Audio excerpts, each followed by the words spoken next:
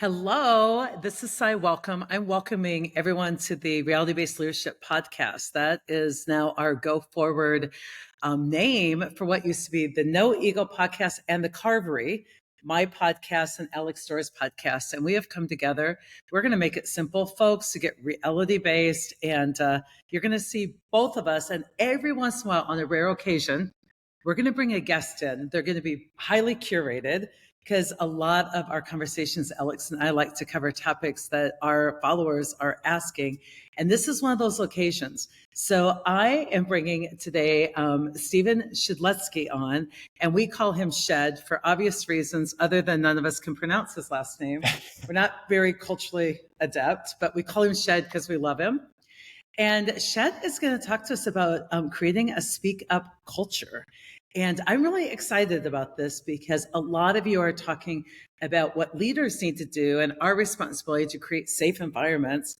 You know, my response is it's shared accountability. And what I love about Shed is he covers the bases. But what you need to know about Shed is that he has amazing pedigree, graduated from college, all that. Was one of the first team members working with Simon Sinek, and was with Simon for quite a while and really developed that global program and that brand that is Simon Sinek. And then what's cool is he went on to do really cool things and now has his own book, and he's speaking and thought leading and researching. So that's a long intro, Shed. I'm so glad you're here. And Alex Storr, People Evolution, is also here. So I want to bring everybody in. Hi, Shed. Hi, Alex. Hello. Thanks for having us. Yeah, it's a delight to be here. I always have that awkward moment when I'm at events and the organizer's coming up and I'm like, I know they're going to ask me, how do you pronounce your last name? And my response is always, I have no idea. Just call me Shed. So feel free to call me Shed. A true delight to be here with both of you. Thank you for having me. I love it. So when people query you, it's like Shed, let's ski. So exactly. I'm like, hey, Shed, let's go skiing. That's how I remember it in my little brain. So good to have you on, Shed. Alex, good to see you again. It seems like we don't get to see each other often, but lately we've seen each other quite a bit because we did a writing extravaganza. Shed, Alex has an incredible new book coming out that we just did some of that final workshopping. And how you feeling about being a writer, Alex? Oh my gosh, I'm feeling good. It was great to see Cy, but then she actually was really focused on keeping me on the book as I wanted to go do fun things. And so I actually had to write for 4 days. So that was excruciating, actually. But we made progress. It's going good. And glad we're getting together again. Perfect. And role reversal, because usually I'm like, Alex, we don't have to do a podcast. We could go play. What's the name of your book going to be before we turn our attention to Shed? Well, so it was going to be How We Could. And we're focusing on our reality-based leadership tools, really bringing those to the forefront. But I see as we write it, that the title could be pending. So that happens. Could be pending. So I think I still like that, but we'll see. A lot of people don't realize that you don't come up with the title and an outline and write a book. Shed, how did your book get named? So the first thing I started calling my book, and when I pitched it to my publisher, Page 2, I called it, the good old convention, everyone says, listen up. And what I noticed is great leaders listen down. And so at first I started calling it Listen Down. What I didn't like about it was down is negative in nature. As well, though I do think great leaders do listen down within their organizations, it is hierarchical and authoritative and sort of patriarchal, and that's not what I wanted to get across. So I actually had a conversation with Sue Barlow, who worked with Jim Collins on Good to Great, and speak up culture, or speak up was in the subtitle, and she's like, just call it speak up culture. And I love that. Thanks for speaking up. So we called it speak up culture, and I'm very happy that we did. I love it. And what I think we're all realizing is we've grown up under language, and language is so important. We're really transitioning. I mean, from getting more keen to better understand preferred pronouns to, just having our language match our intentions. And I think a lot of us have to have a lot of grace in there for all of us to find our way. And so I want to hear about speak up culture, and eventually maybe we can get to the role that grace plays in letting people speak up as messily as they need to get the idea out, and then with a lot of grace, loving them into maybe wordsmithing language that serves all. Yes. And I mean, one of the fun conversations and juicy conversations I've been having around speak up culture is cancel culture as well. And there are folks, after repeated attempts and offenses, deserve to, I don't know if we want to go so far as saying canceled, but certainly be put on the perch that they're on. Consequenced. Yeah. Consequenced. Very good. Publicly shunned, at least for a moment. Yeah, and with a willingness for them to change their behaviors and improve and grow and reconcile.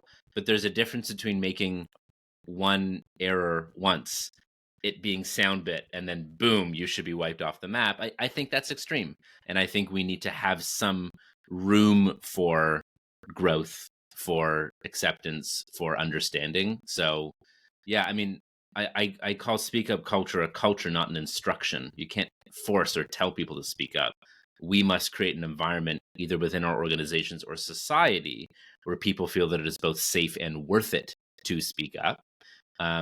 And speaking up isn't, sucking up. That's called hogging air. And speaking up isn't a hall pass to be a jerk.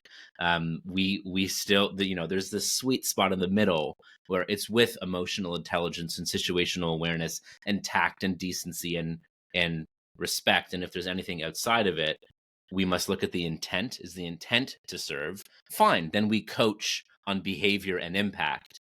If the intent is not to serve, or the intent is to be seen as, then there's coaching on, are you speaking up to serve, or are you speaking up to be seen?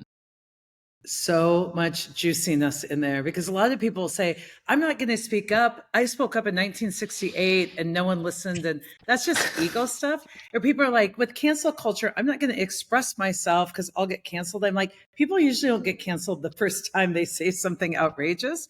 They get schooled, or they get developed, or they get some feedback.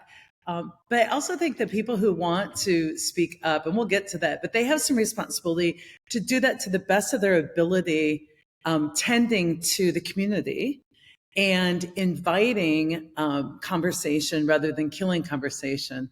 But I know, Alex, you probably have some questions. Should we ask, like, just what even is speak up culture? Like, should we start there? Where do you want to start, Al? I was going to add, I think it's in the definition. Shed, you can jump in, but I liked this part. I was just looking at the book. It's like, speaking up, you said ideas. This made me laugh, even if they're half baked. And I think it goes with cancel culture. You said concerns, even if they're unpopular and or personal. Disagreements, especially with senior leaders, which cracked me up. And then mistakes, believing it will lead to improvements, not punishment. So I know you have a definition in there, but I thought that was an interesting clarification on, that space of, speaking up, but sometimes it's going to be messy in there. So, oh my God, it's not just, I hate this and it's not my preference. It's like, there are some real guidelines there. Yeah. Yes. Yeah. So when I first started writing the book, I fully thought that I was rebranding psychological safety. I'm a big fan. I love the feeling, We all even do. Amy Edmondson, who very much put psychological safety on the map. I mean, it's been a term that's been around since 1960, but she herself admits not the best term. The funny inside baseball story on the term is she wrote a paper earlier in her career. One of the reviewers picked it up and said, "Oh, you're talking about psychological safety," to which she went, "If it gets me published, sure, let's just roll with it."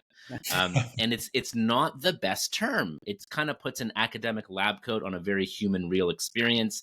It's hard to understand. As Edmondson defines it, it's an environment in which people feel safe taking interpersonal risk. Wonderful. But as I dig in, and it's not just one person's responsibility. Oh my God, yes, absolutely. It takes at least two people to be in a relationship, unless it's just a relationship with yourself, which is a good relationship to work on as well. But absolutely. As I delved into my own experience of what I call a speak up culture, and research and interviews and cases on it, I realized that, good old Zig Ziglar, people don't buy drills, they buy holes. I thought that psychological safety was the only drill to get a speak up culture as a whole. And so I marketed the whole. That's what we want. But as I dug into it, it's two levers. Is it safe? Absolutely. And is it worth it? Because sometimes it can be safe, but it's not worth it, either due to bureaucracy, systemic issues that are too hard to tackle, or a change in habit that's too hard to overcome or surmount, it might feel safe, but it doesn't lead to any material or meaningful change. And how many times do you go back to a well that's dry before you're like, I'm just going to stop? So, so yes, it's this phenomena of, yes, a speak up culture is an environment, as you said, Alex, where people feel that it is safe and worth it to speak up with ideas, even if they are half baked, with feedback to help one another grow, concerns, disagreements, especially to senior leaders, and even admit mistake, believing it will lead to improvement, not being repeatedly ignored, and worse, not being punished. Love it. Love the definition and love what it encompasses, because a lot of times we can overcompensate on everybody feels safe.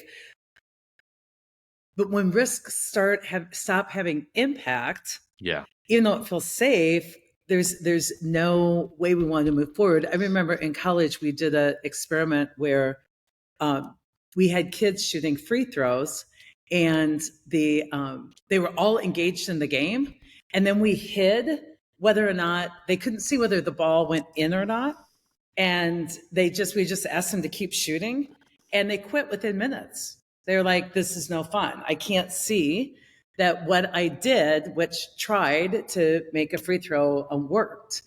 So I think that is so important. So how do you create it? Oh, go ahead. Well, we're still tangible species. We still need to see the fruits of our labor. It's like running a marathon without mile markers. You might give up at what you think is mile 14, but it's mile 25.2. Yeah. And to your point, so I think seeing the impact of our efforts is important for momentum, or either dissonance, like we're actually not going in the right direction and we need to make a change. That's important too. And I think, Sai, you really distinguished nicely that a speak up culture in psychological safety is not a culture of nice or comfort. It's a culture of kind, and it's a culture of candor, leaning into Kim Scott's work. It's actually a culture where we can have the hardest of conversations to dip in and transcend out the other end in a better place. So how do we get people good at this? Like, what do you recommend? I know that I love the definition of it. And I know not every leader, many leaders want to create that environment, do their part. It's not 100% their part, right? But where do they even start, or how do you begin to teach people about this? I have no idea. No, I'm kidding. There'll be book number 2. No, I'm kidding. No. This is more than just an idea in this book. I think we've put some good practical tools on how to actually do it. And I really like, Sai, how you distinguish between not every leader wishes to create a speak up culture, and I've shared with you both that I distinguish between capital L leader and lowercase l leader. So I view leadership as a behavior, not a position. It's a disposition, not a position. So you could have the formal role of leadership, but that doesn't mean that, boom, you're leader. You have to behave into how a leader behaves. And I don't know all of the behaviors of leadership, but I have a good idea of a few: courage, humility, empathy, compassion, authenticity, which doesn't need that as a leader you need to be warm or charismatic or Riz, as the kids say. Yes. Some of my best leaders that I've had in my career are consistently cold and grumpy, but I never had a doubt in my mind that they had my back and my best interest at heart and in mind, right? Service orientation, I kind of have the belief that the fact that we have the term servant leadership means that our modern definition of the word leadership is broken, because leaders serve, right? With boundaries, with self-care, with self-respect, but leaders serve people in a cause bigger than themselves. And leaders are decisive and accountable. When things go well, they give credit. When things don't go well, they take disproportionate responsibility. That's like a good start and soup and mix of what it means to be a good leader. Now the question is, how do then leaders behave in a way that does make it safe and worth it for folks to speak up with ideas, feedback, concerns, disagreements, mistakes? And I call it a virtuous cycle of encourage and reward. Okay. So encourage means I value your voice, right? If you're capital L leader but don't behave as a leader, you're either a driver or a boss hole, right? But we also all know folks who don't have a formal title of leadership, but behave as a leader, lowercase l leadership, right? And those folks who behave as leaders encourage. I value your voice. What do you see? What do you think? On a scale of 0 to 10, how clear is my presentation? If you all say 10, I think you're lying. Give me the 3 or the 6 or the 7. I want to improve. One of my favorite stories of encourage comes from aviation safety. A well-known pilot, Ben Berman, very senior, great safety track record. Every single flight he takes, he says to his flight crew, because if you're flying for a big commercial airliner, the likelihood you fly with the same flight crew more than once is not high. And so he says to his crew, I've never flown a perfect flight, and today is no exception. I need to know what you see. That just sets the condition. Speak, share. Now, the other piece of the cycle, and equally, if not more important, is reward. So it's like, all right, I'm buying what you're selling. I'll step into the speak up ring.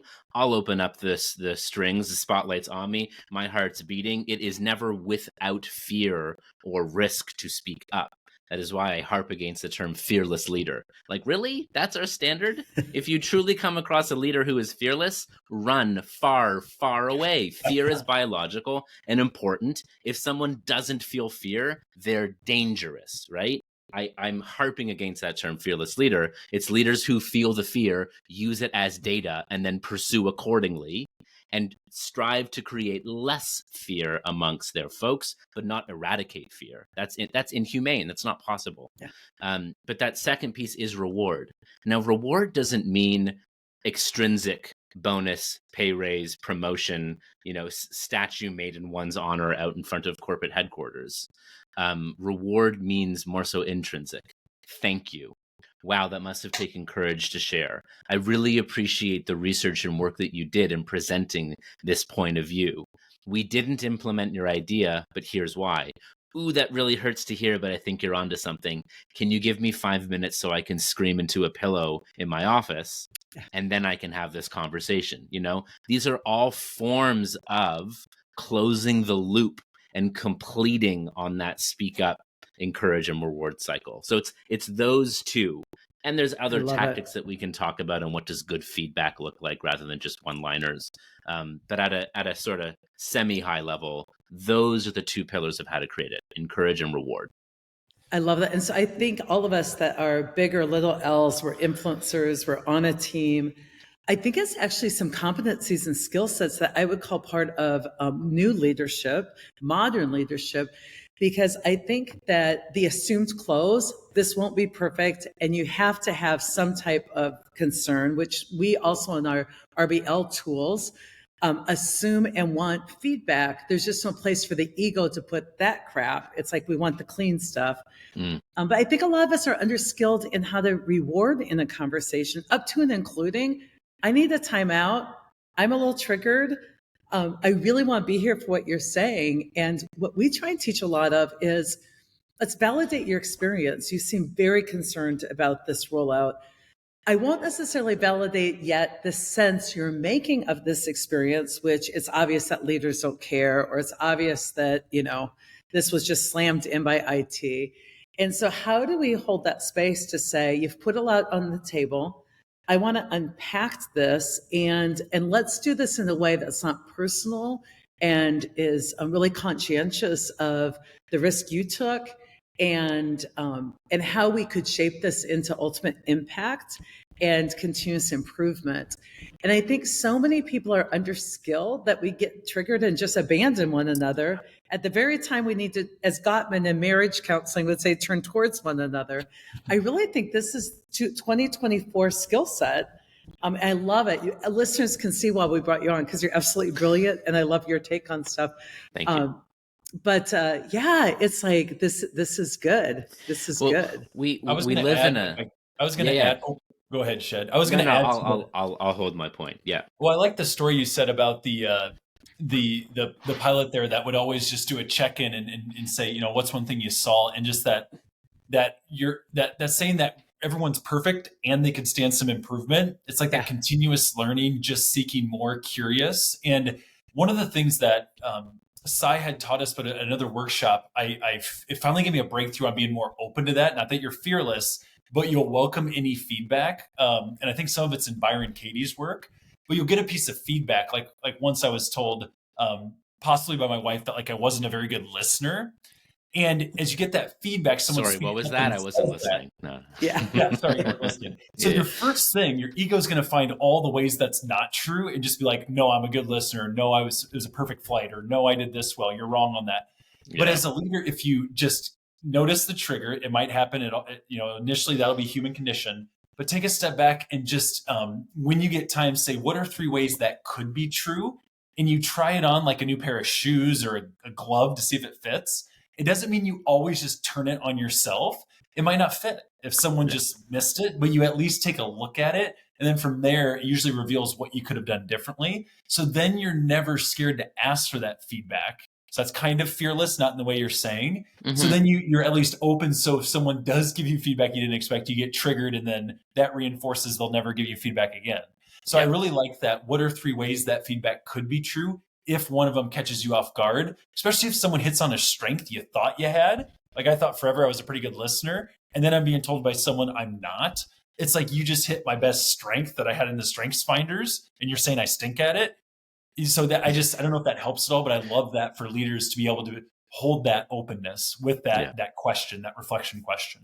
Well, and it turns out context matters. So you might be a great listener with a client, but you come home after a long day, Ain't and that it's wisdom? like, I'd like to, resume to my butt groove on the couch. Thanks very much. I don't have energy to listen right now. As one of my mentors in my career said, it's one of my favorite lines ever, and she's the former CEO on Simon's team. She says that if it triggers you, it's probably true. And we say probably to be nice. Yeah. Right. So that trigger is like, that's part of my identity. That's important to me. And it hurts because there's got to be some sort of element of truth in what's being said. There are certain things in life that are far less valuable when we claim them, and far more valuable when others describe of us. Like, I could tell you all day long, I'm such a good parent. Let me tell you what great of a listener I am. I'm really present for other people. I make people feel heard. I'm a great leader. Like, run away from me, right? All of those things, leader, present, listener, heard, parent, all those things are far more valuable when others describe of you when viewing your behavior. Love that. Love that resonates. analogy. And one of the things I think when we talk about toggling up and transcending ego, if you can respond to any feedback with, I can find that. It may not have to describe my identity, but are there days I'm a really crappy parent? Absolutely. Or moments. Yeah. And, Definitely moments. I give the example where it's like, if somebody gives you feedback, work harder to find out how it is true than how it isn't true. And get out of the binary, am I or aren't I, instead of like, where's the big and? And somebody, when I was doing an example of this, somebody said, I'll give you feedback like, you're a liar. And I'm like, I can find that. Somebody else confronted me one time that I had some judgment against somebody who had a felony. And they said, Sai, you're probably a felony. You just are uncharged. And I'm like, and I found out I was both. I really thought, how can I find that I'm a liar and a felon? Well, on my driver's license, it said I weighed 150 pounds.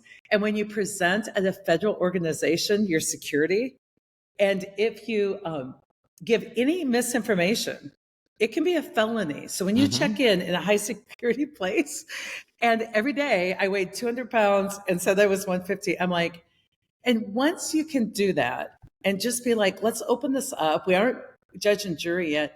It opens up a space where we now all can speak up a lot more compassionately, with curiosity, with managing the energy away from why we can't or how we're screwed to how we could. Like, it really changes the energy, what you're talking about in creating a speak up culture. And I know you take the realm of culture. I really put it as managing the energy on a regular basis towards, all these things, holding space, turning towards one another, compassion, curiosity, which, by the way, we're now finding in internal family systems therapy are like all the things that bring us to high self. Yeah. Well, it's a very Buddhist approach, which we need more of. It is not right or wrong. It is. And so, as I look at one wish for 2024 and beyond is we live in a world that is far more creates a facade of far more right, wrong, left, right, sides, and we need a lot more space for gray. Yeah. A lot more Transcending polarism or Yeah. polarity. Transcending Yeah. polarity is my definition for 2024 leadership. Yep. And we live in an increasingly divisive society and world. We live in an increasingly divisive algorithmic world where literally the algorithms are often feeding folks different versions of the truth. And so we need leaders in our organizations, in our families, in our communities, and in society to transcend. And how can two things be true at the same time? And I agree with that. Whether you're big L or little L, hopefully everybody's L or I influencer. You said before we came on, like 51% is leadership and 49% is like individual accountability. It's not 99% leadership. It's at least 51 because we have more responsibility. We have more power formally. But I think that's so important. And I think one of the things individual contributors can show up is with curiosity and compassion, because it's really hard to have a discussion with somebody who's really set on misunderstanding you to prove their own victimization or to like prove their own point, toggle down, as we would say. Other techniques, what's one tool you love as far as like how to open up conversation? So I have so many things going on right now, which is great. Well, you take the lead. Do what you want to do. Good. I could talk to you for 7 hours. How much time you have? My kids will be home in about 90 minutes, so we've got some time. So a few things. One, I recently heard an organization shift away from the term individual contributor to individual leader of teams, leader of leader.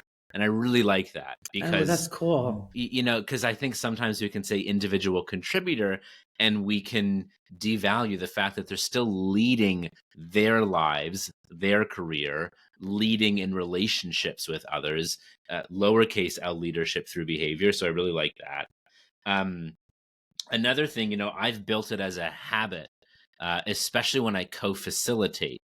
If I co-facilitate with someone and we're virtual, the first thing that I would do is we would, end the meeting and either stick on or I'd phone them.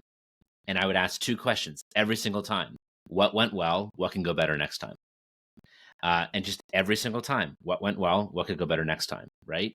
And it got to the point where I kept doing it so often that oftentimes my co-facilitator, even though I was the more senior facilitator, would call me and start to ask me what went well, what can go better next time, which I'm like, yes, which is like, it's working. And yeah, I mean, to your point, we said before we hit the record button, which prompted us to hit the record button. I wrote this book for leaders, but again, capital L or lowercase L leader. And so the question is, who's responsible for the creation of a speak up culture? The answer is yes. We all are. And if you are in a formal role of leadership, it's at least 51% on the formal leader. At least. It ain't 99 because that's a codependent relationship, but it's at least 51, which just signifies that more of the responsibility are on the folks who have more influence in that culture, whether by authority, title, or behavior, or who picked you, or whatever it might be. So yeah, those are a few more things to add into our pool of meaning here. Love it. So I got a question. It's got me really curious as we're going in this conversation. And I think you hinted at it right before this, but I went on a different direction. But you were bringing up that, like we want everyone to speak up. What we struggle with often without trying to, ignite the ego in a session is this framing of we want your input, but focused on how we could. Or we want your input, we want you to speak up, but has the decision already been made? So a lot of people that are really mad about a change in our sessions or trainings, they're speaking up a lot about why we shouldn't have to or why we should have been consulted. But in that situation, that current thing is we got to move it forward. We're in risk mitigation mode. So a lot of the tools we would use there from an RBL perspective, the example I can think of is negative brainstorming. I'm like, I want to hear your concerns, but those aren't why we need to stop what we're doing, unless it's illegal, immoral, unethical, that is definitely speak up, but it's you're trying to stop this action and being the loudest in the meeting and stopping everyone from talking because you're speaking up about why we can't. But that same concern, we just need you to get into how we could. And so we call that moving to expertise, not opinion. Shed, what are your thoughts on this? I know it's some new language, but we battle that all the time where people do want to speak up, but a lot of times it's your biggest resistor or they're out of their like role for the situation. Do you have Yeah. any comments on that? Does that, you have anything to add to that either? Absolutely. Because I'm big. If you have a flag to throw on the field, throw the flag. Yeah, for sure. Throw the flag. I will stop immediately. You tell me this marginalizes a certain community I have an unconscious bias towards, throw the flag. That we missed in 47 meetings as we planned it out. Speak up. Stop the action. Yeah. But you don't like it? Like, I don't know that that's a flag. So yeah, Shed, how do you help our leaders? Like, they want to speak up culture, but there are some folks that, you know, like you said, really use the format without responsibility. So with privilege comes responsibility. Yes. So I agree with everything with one caveat, which is, when are we beginning to toe the line into toxic positivity? Which is, we only talk Fair. about the future and we only talk about good things. Sometimes we need to grieve. Sometimes we need to use emotions as data, to take from Susan David with emotional agility. So I love that. And it's responsible for an individual to say, hey, I'm derailed over here. I don't know if I'm the only one. So if I am the only one, that's on me and that's my work. And I'm committed to doing that work and asking for the help that I need. And I'm just going to zip it. And I might even leave the room because I'm actually just going to keep throwing us into a toxic spiral. But if for the odd chance, I'm maybe one of many people who are grieving the fact that 10% of our employee base was laid off last week, can we have that conversation? So I agree with everything except for that one caveat of the emotions we resist and push down persist. And it's still the responsibility of leaders not to be therapists, but to know when to call in therapists and counselors and professional help, but to create this space where all emotions are human emotions and all of them should be welcome at work. And if we go, you're allowed to have all emotions at work except no grief, please, that's going to get in the way and it's going to rear its ugly head. See, and I think you pointed out something that I can have a unconscious blind side to being a therapist, because that's one of the ways I see our work get weaponized is to not allow the feelings. But what you did actually is what we would teach people early on in group therapy to do. Time out. I'm feeling like derailed. I'm struggling. I'm angry. Instead of time out, does anyone see that leaders are screwing us over? And does anyone see that, you know, how this is going to end with like horrible takeover? It's not the conspiracy theory. It is saying, I am struggling. I want to be vulnerable here. I understand we have to do this as a business, but those were colleagues of mine. That was my spouse that got laid off. Coming back to work, some of you don't know, I had twins with some disabilities over COVID, and coming back to work is disastrous for my family, but I can't risk losing my job. And so what I love about what you role modeled was the ownership. Like, let's talk about from me, and I'm vulnerable. I want to ask for help. Like, how can I make sense of this, or what support can I get from this group? Yeah. But if 3 months ago there was a decision made 4 levels above yours, or 2 levels above yours, or 17 levels above yours around a return to office mandate, and you're still complaining, you have choice and you have work. And is it within your sphere of control or influence? No.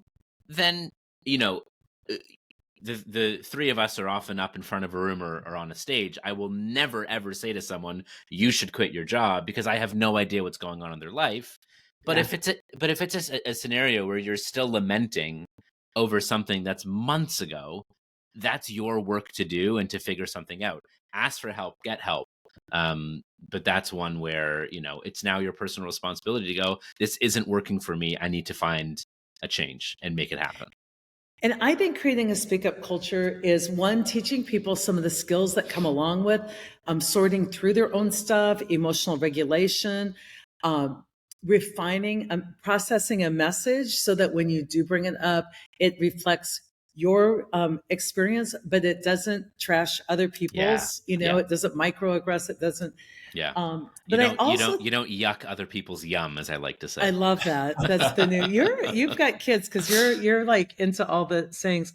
I think what's also important in creating a safe culture is like if this does become a different equation for you and you need to go, I will help you. I think part of creating a safe culture too, I think we all need to realize that, I'm older, but it's like all morning I've been on different calls with people I've worked with and not worked with and worked with and not worked with and worked with. And they went with other vendors or they went it's all okay. And life is long and relationships are key.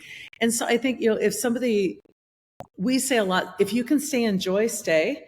Otherwise, let's help you leave in peace, but it's not going to be abandon you. I really want to help you leave it in peace. If working virtually is important to you, you're in luck. I know tons of people and you've been a great employee. Yeah. So let me help you with that. I think part of that safety we can create for people too is not taking things so personal. You're leaving me. No, you're not. You just have to decide what's good for you and your circle. Yep, totally. I mean, and it's a real test of leaders and organizations, which is how do you exit folks? And if it's truly I've seen this with a few clients. There's we're coming off of this COVID rebound right now, where COVID hit, everyone started working from home unless you had a frontline job. And now we're not post-COVID, in my humble opinion. We're just with COVID. We're with COVID. But I'm seeing some folks of I decided to move away from the city for my kids and family and for cost of living. But now I'm seeing everyone, go back into the office, or I'm both my husband and I, or my spouse and I are both working from I love the company, I love the job, but it's the context is just no longer working for me. Then if indeed they were a good employee, if they weren't a good employee and you kept them along for that long, that's on you, leader. Where's the feedback? And where's the level of tolerance? But yeah, then it's a win-win-win. It's a win to be like, we love you, it's not working, let's help you.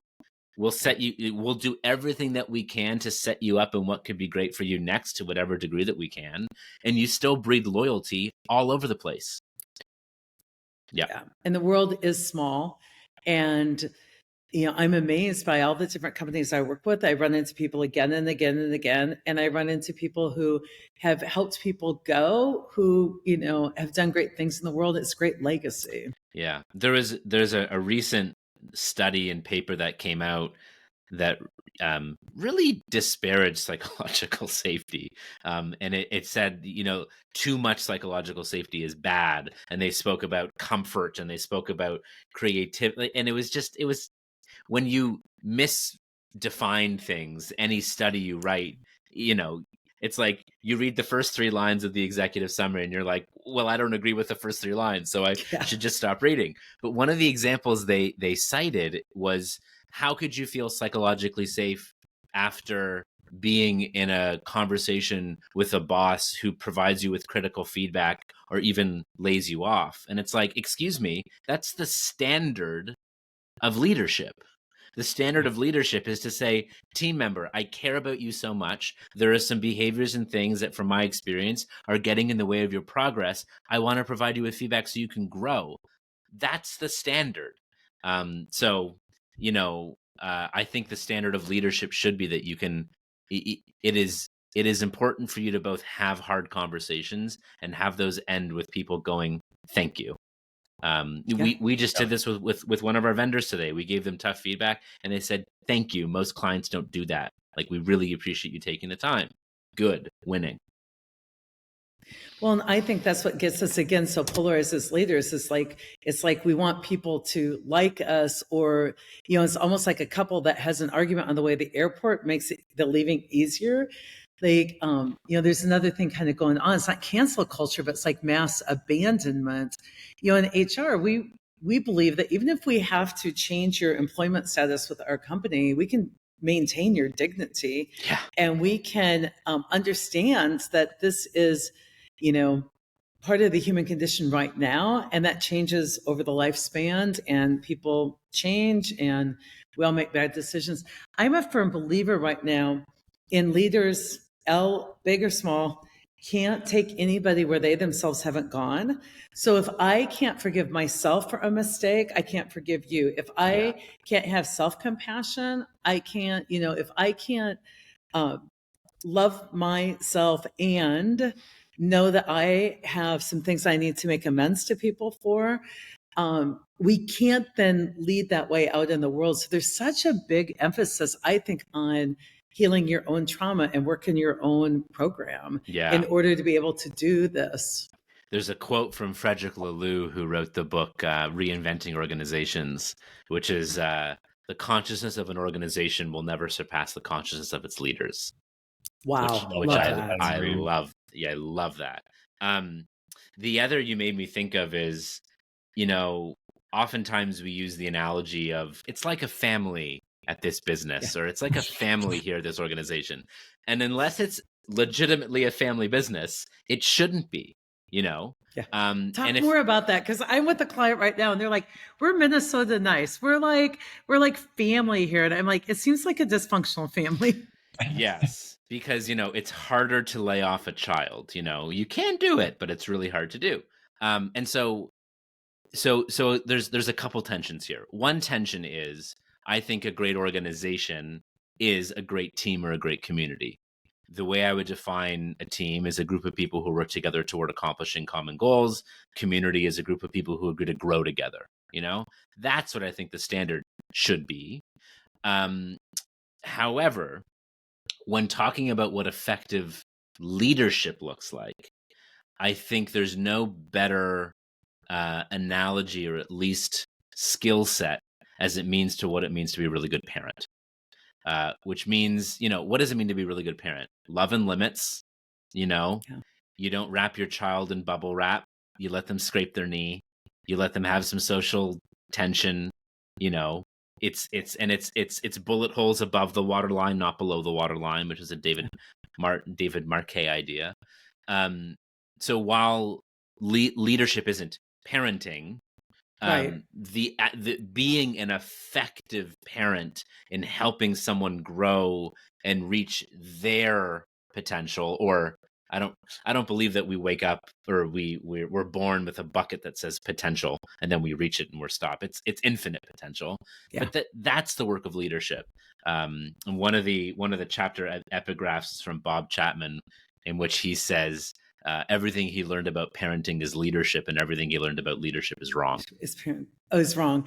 It's so interesting, because I use that analogy, and I always say, not that our teammates are children, but Love and Logic is my favorite parenting book. And the number one thing we hear when people learn our philosophies, they're like, this works at home as well as, because it really is just love and limits and love and logic, and not buffering people from the natural consequences of their work, but supporting people while they experience their natural consequences. And I think it's so important. And these are just really life skills that I think that we've gotten away from a little bit. And so I just really think, as we look forward, how we can help people is just this self-awareness and insight, and better, we started it with EQ. We've hinted at it, and we've tried to be so clean about it to not bring it to work. Like, the ego is so great in saying, well, that's personal and this is professional development.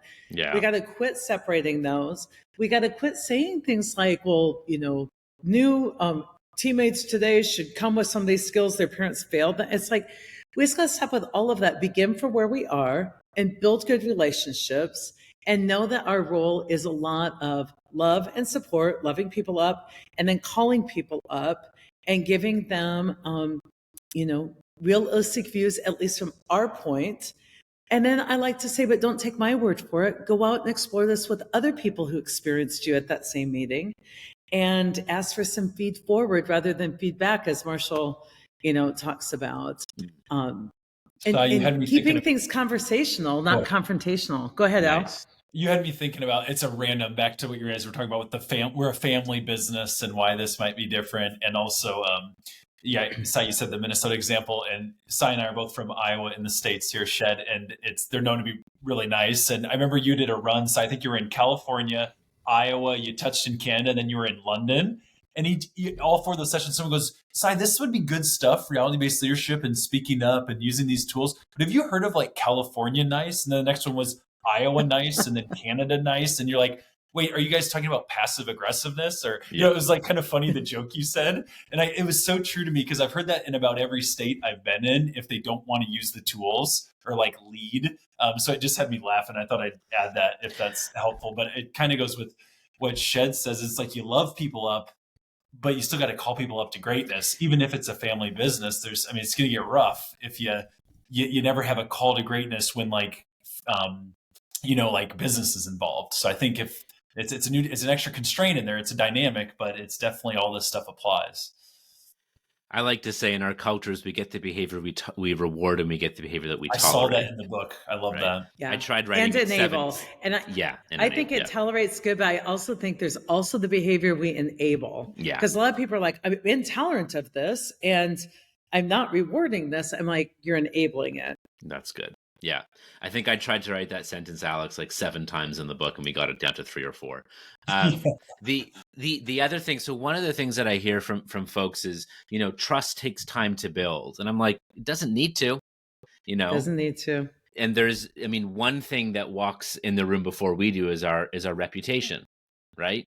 And Sai, this was my experience of you. I knew of your work, and I knew of so many people who knew you, who spoke so highly of you. And so we bumped into each other, and I felt I already knew you, right?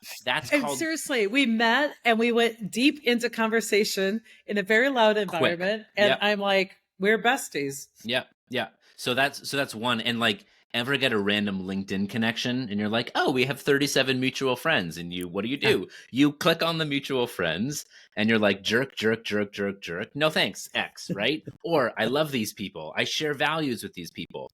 Click, right? And that's someone that you've already built trust with because of reputation. And then there's other trust building activities and experiences that we can do to create a speed of trust, as Covey says. And then I wanted to share a quick little experience I had recently, because it was so good.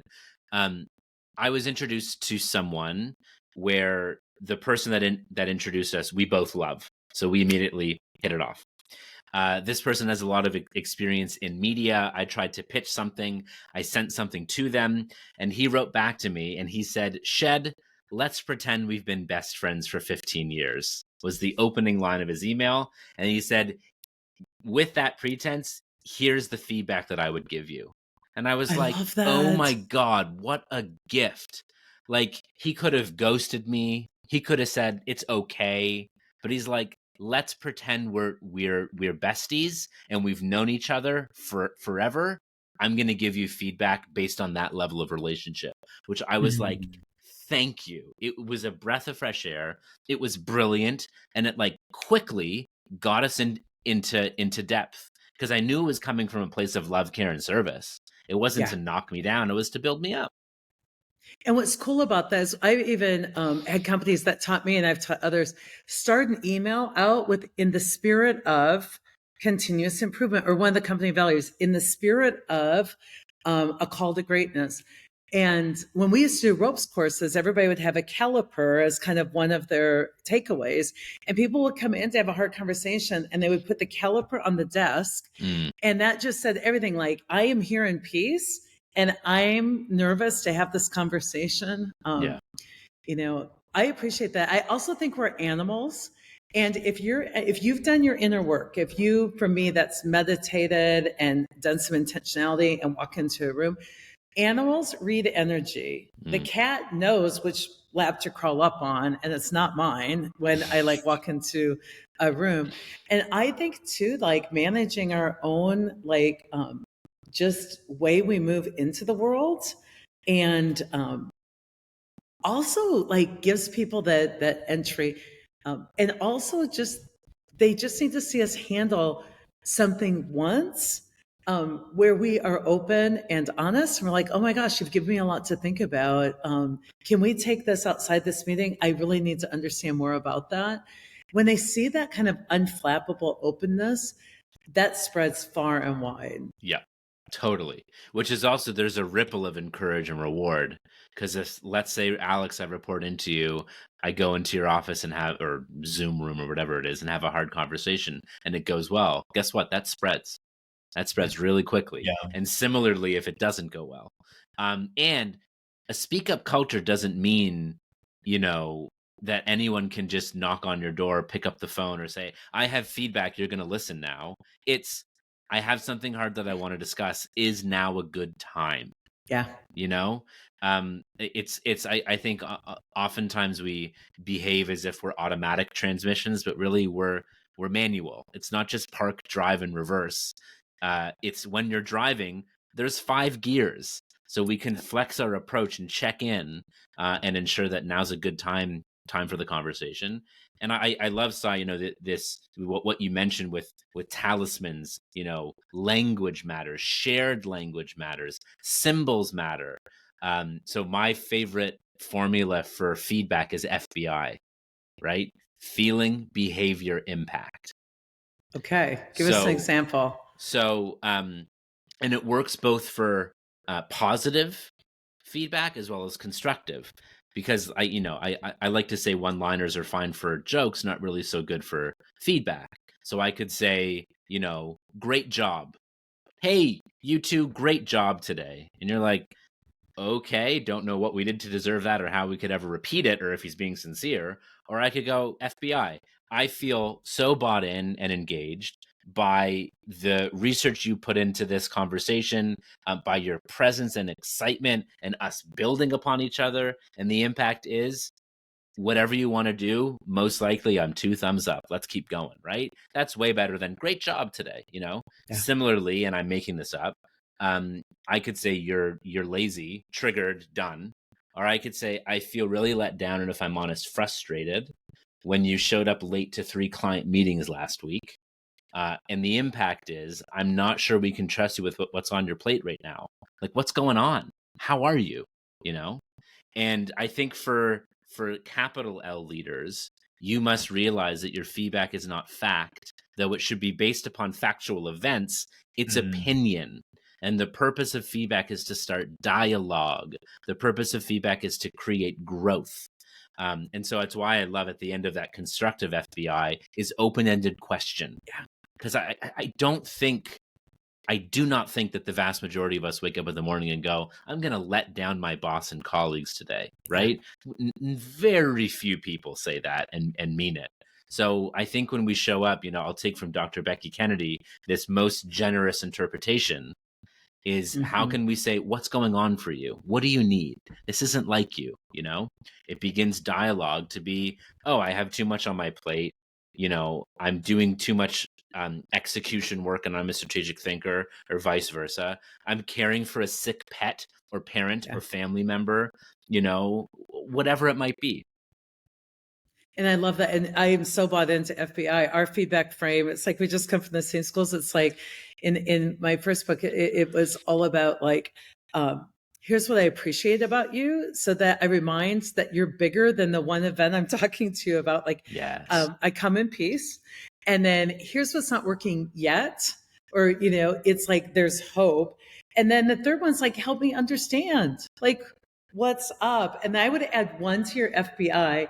Here's what's possible, because I really want to say, like, all this is figure outable if you're willing and you can share with me, because here's what's possible. We maybe can get you out of some execution to free up time for strategy, or, here's what's possible. And I think after tough discussions, what we forget about is we leave people in the moment maybe feeling closure, but afterwards they get very vulnerable again. Yeah. And it's hard to remember.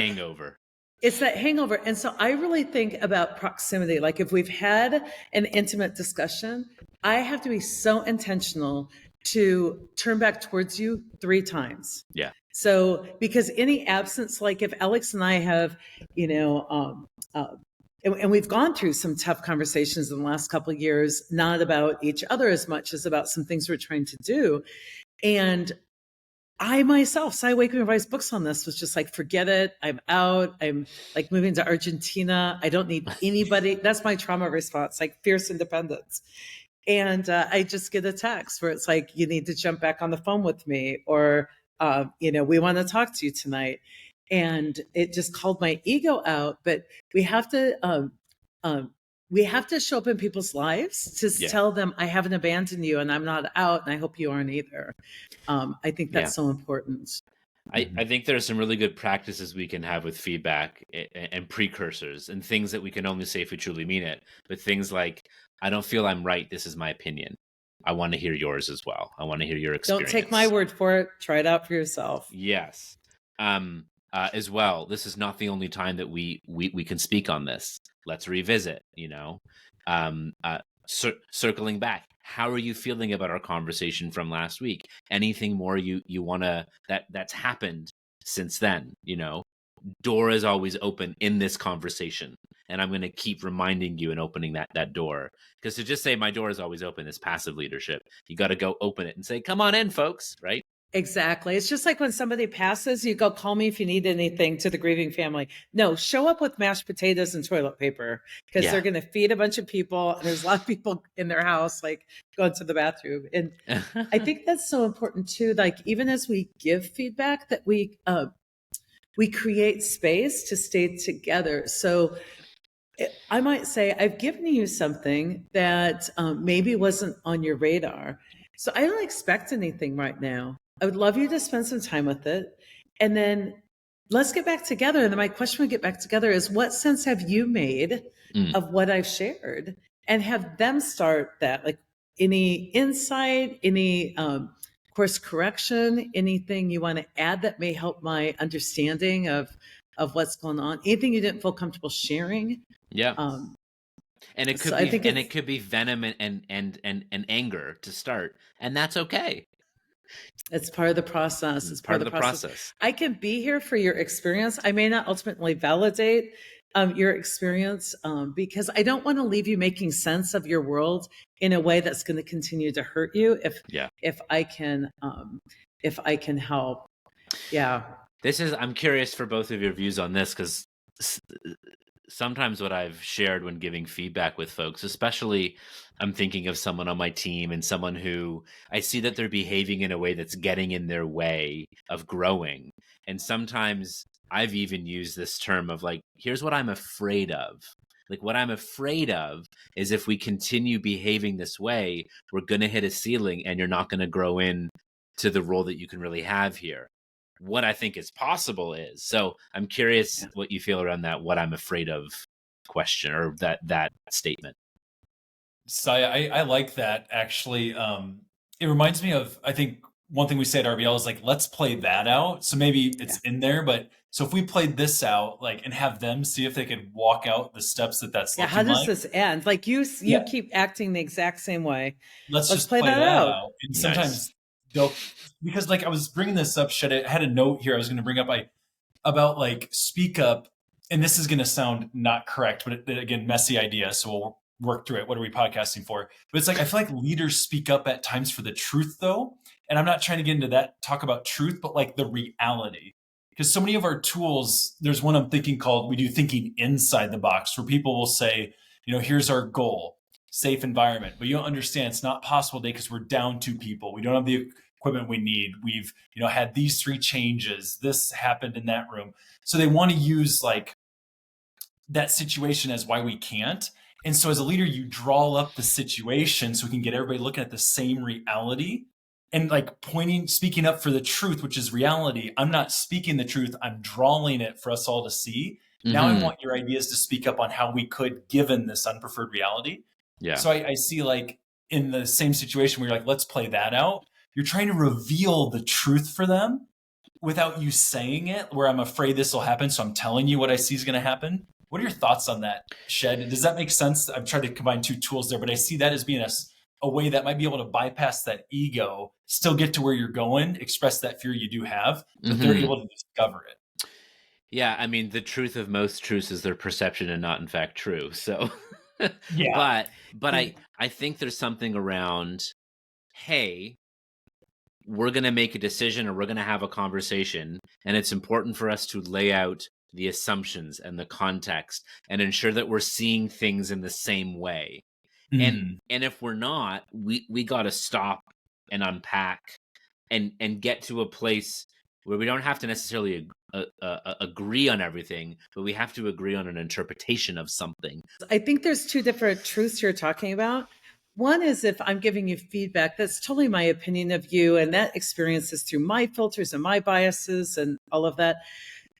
What you're talking about at times, Alex, is saying head count's frozen, and people are like, "You never less to anything." I'm like, "Oh no, you're getting me in reality so confused. I just happen to be representing it right now." And so I think there's two types of truths. One, we're representing our constraints, and we can challenge those, and they may be assumptions. And the other is other than that. I like the here's what I'm afraid of, because as a HR person, I've had to talk to people about. You get to agency, you get to act how you want to act and do what you want to do.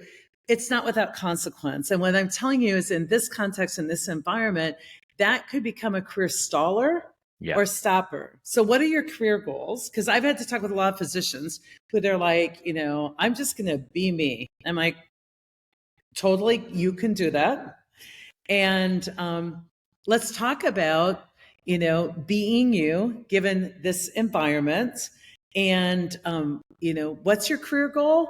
And it's like, okay, so if your career goal is to become chief of the medical staff and you continue on this trajectory, what are the odds of that happening? And is there anything you're open to changing in your approach to meet your own goal? So it removes it from me saying you got to change to getting it back to like, what's your goal? Well, I want to be employed here long term. Awesome. What's your approach been? Well, I refuse to do any training. And like, so what are the odds of you not growing, getting you lifelong employment? And a lot of times it's people seeing it that way. But I like the I'm afraid, but I come from a counseling where it's like, you can do this and you're on probation. And here's what I'm afraid of. Your probation officer is going to have low tolerance for, riding this right to the limit. They prefer you stay a mile away from a bar.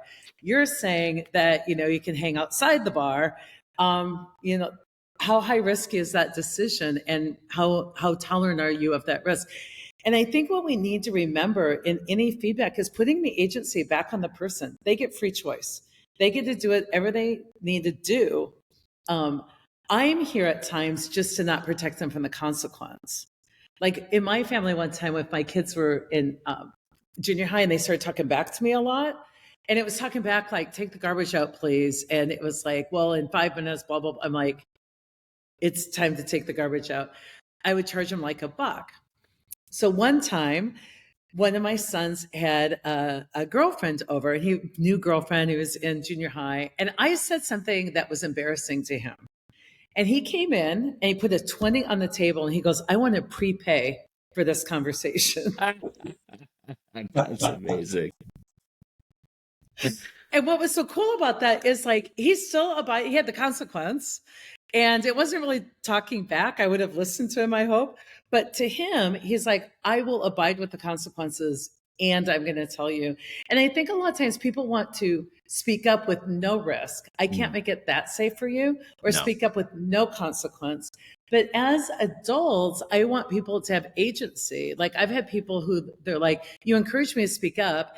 And now I'm seen as the only one that gives feedback to the big boss. Yeah. And I'm like, so that's our reality. What can I do to sponsor you differently so that you're not left alone speaking up to a big boss that didn't show that they are very responsive? Yes. Well, this is another fun thing, which is courage travels in company. So awesome. If you're someone that you're the only one speaking up, well, get some allies. And I love that. How can you ensure that?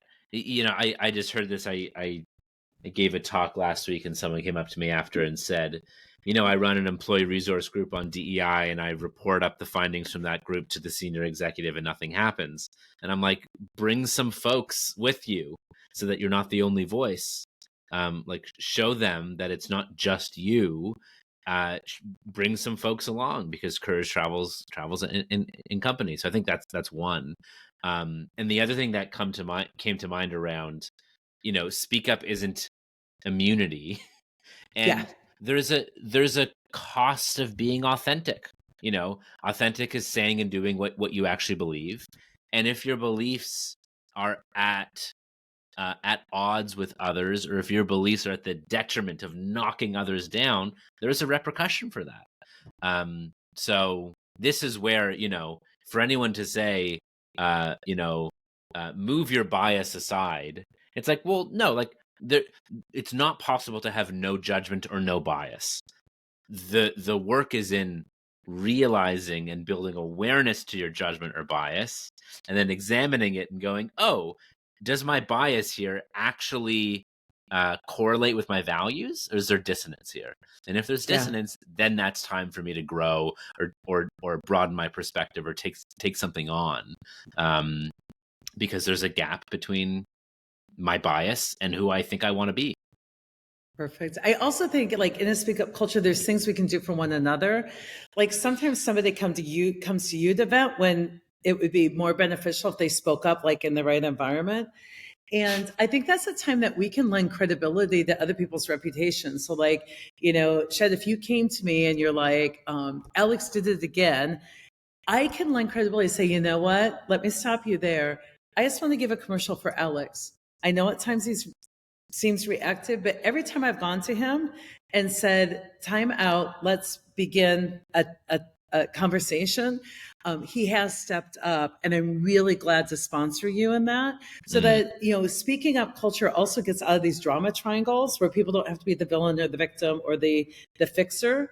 And I think it's so important in how we serve our friendships and our colleagues to say, I hear that you're frustrated, and I believe in the possibility and hopefulness that this could become a great conversation. How can I help with that? Can I sponsor that? Yeah.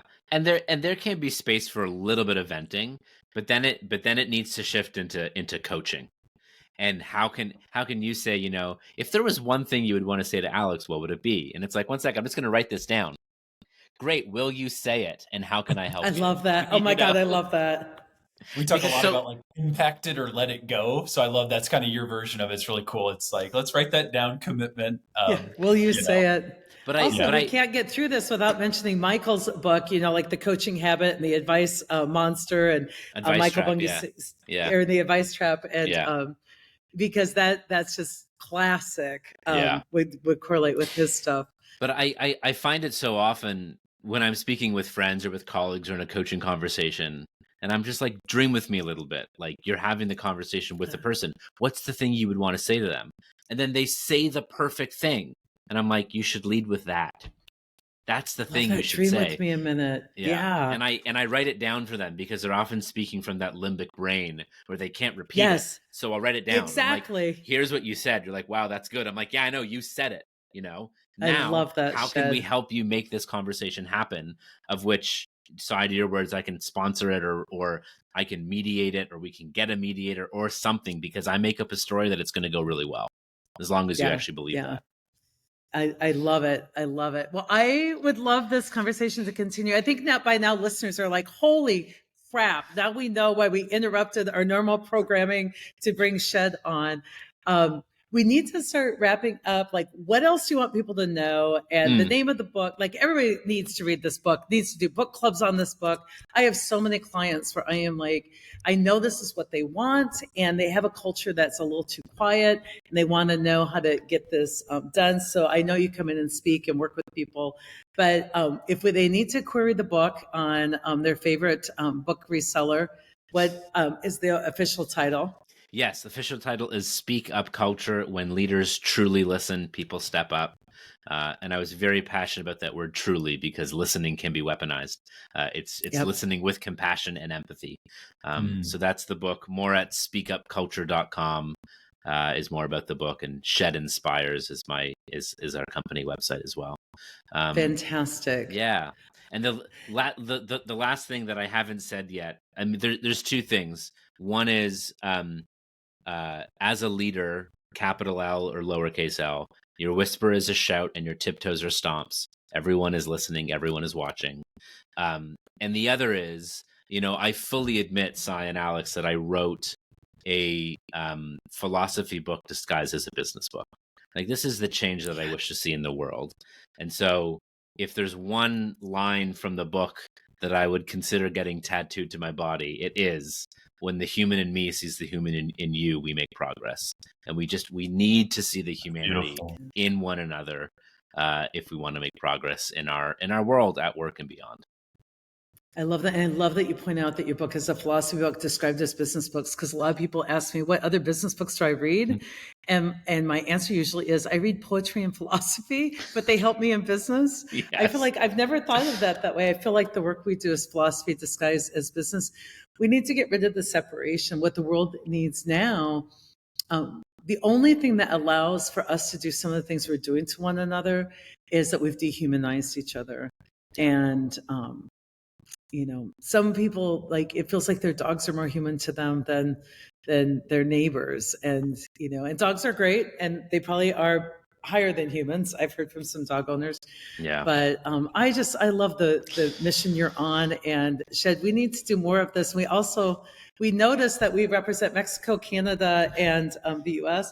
Yeah. I think we should figure out some ways to gather in some of those spaces, because it was instant trust, and now I know why, and I'm keen to do more together. But listeners, go after Shed's work. Alex, what do you want to say? We're just getting used to this 3 thing, so I think we were pretty clumsy with it, but we'll find our groove.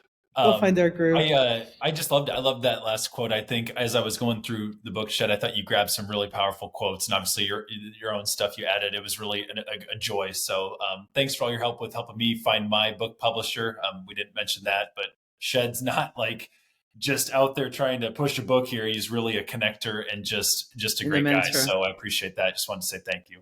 Thank you so much. Fantastic. I'll say one last thing that just came up, which is, yes, if you examine your confrontations, and the majority of them are happening on social media and in comments, maybe there's an opportunity for you to work on some real life in-person confrontation skills, and to find ways to get off social, because the way for us to move forward is not necessarily at loud rallies, not necessarily trolling people in the comments, but having real human conversations where we can disagree but still find commonalities in our values. And get that feedback of someone's face falling because of how I presented something, or seeing a human in front of me being taken aback or hurt or injured by my approach. I think it's so important. Yeah. Thank you both. This is such a treat. I look forward to more. Yes to more. And Alex, I'm so looking forward to your book. Good luck on all the work ahead. I know it's a lot. There.